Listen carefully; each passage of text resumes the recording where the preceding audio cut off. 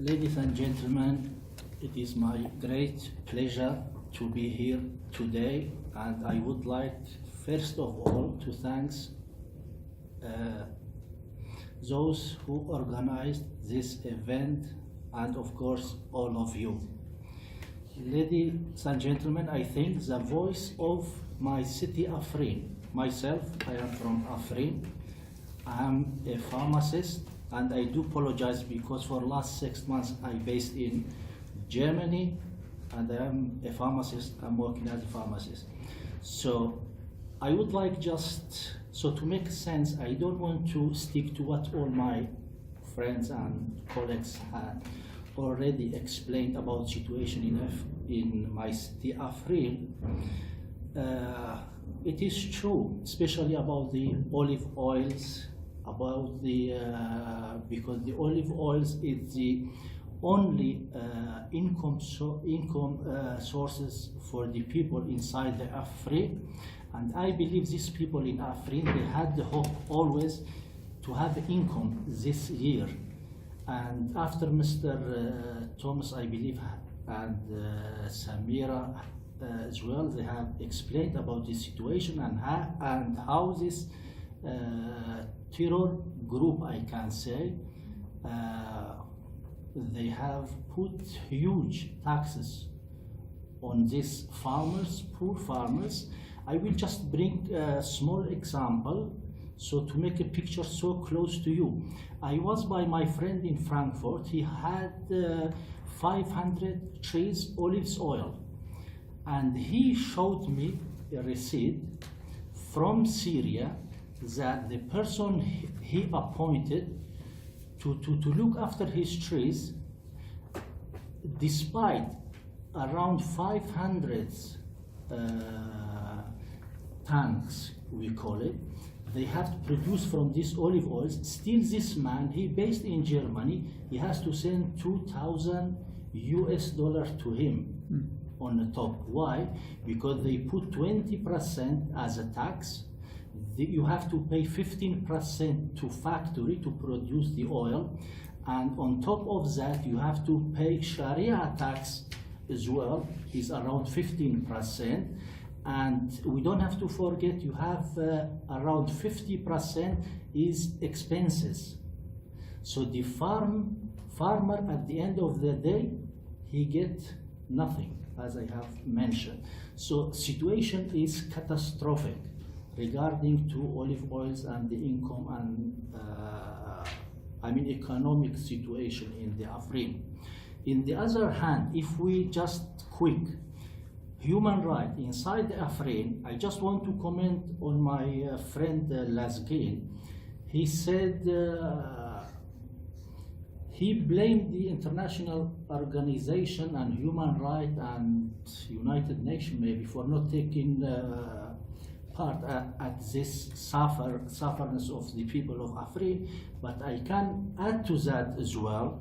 Today, many organizations I know, they are trying to get inside the Afrin regarding to human rights, regarding to child rights, to women's rights, but unfortunately, the Turkish state are not allowing them to get inside Afrin for whatever reason.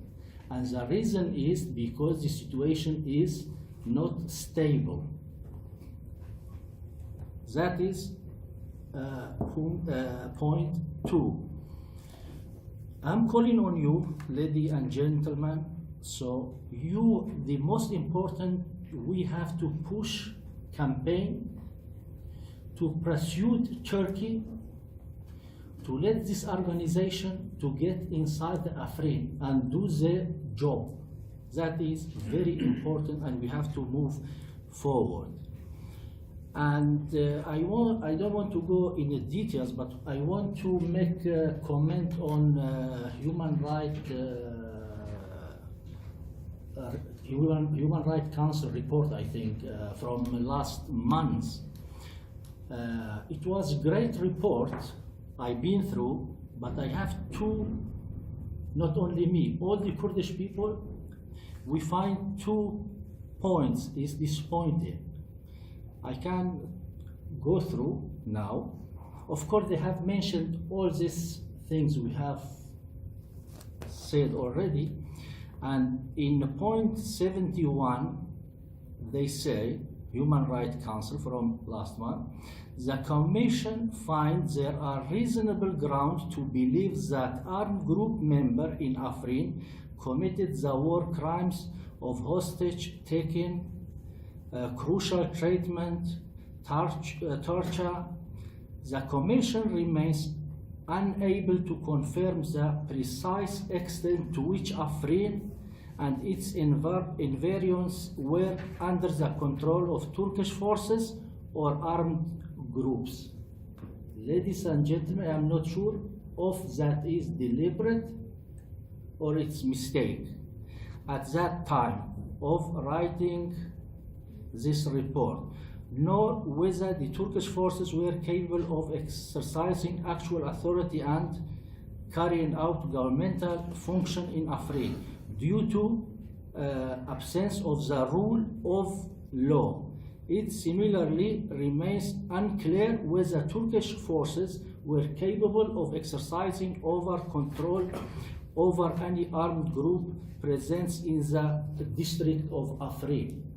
So, ladies and gentlemen, how the Turkey, they cannot have a control over this terror group inside the Afrin.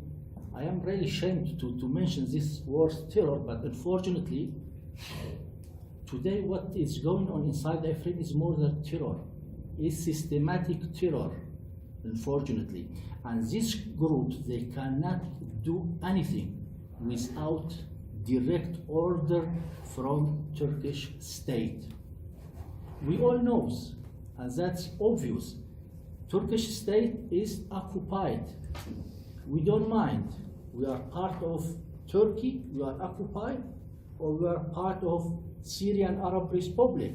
But when you are an occupied state, you have to respect the law and you have to take a responsibility. Unfortunately, I think we have to concentrate on these issues and on these matters as well. And in this report as well, the Human Rights Council report, what they say regarding to finance this, you know, in Afrin we have like many towns, and all these towns and cities, they have their own councils, civil councils.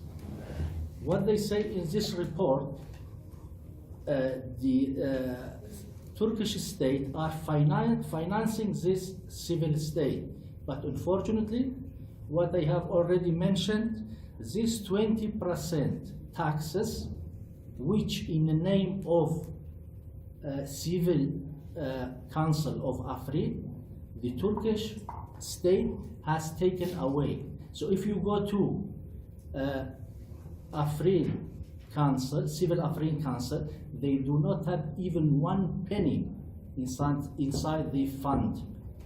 So they're doing everything in the name of Afrin Civil Council. And thank you very much indeed, and I do apologize if I have taken more than my time. Thank you.